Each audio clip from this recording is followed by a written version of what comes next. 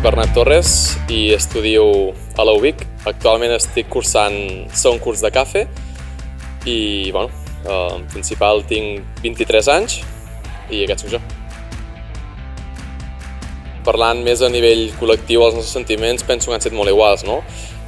Primer hem començat a tenir moltes ganes de jugar, hem sortit a fer el que volíem fer, a proposar una idea de joc i és el que hem buscat, no? Sí que no hi ha hagut sort i hem quedat 0-0 a la primera part, però de més cara endavant, sí que la gent ja estava més animada, tenia moltes més ganes de que arribés el gol, fins que han arribat ja en el segon partit, han arribat els gols i després ja mirant tots els altres partits i això estàvem contents, teníem moltes ganes de quedar primers i en el tercer partit s'ha reflectit així.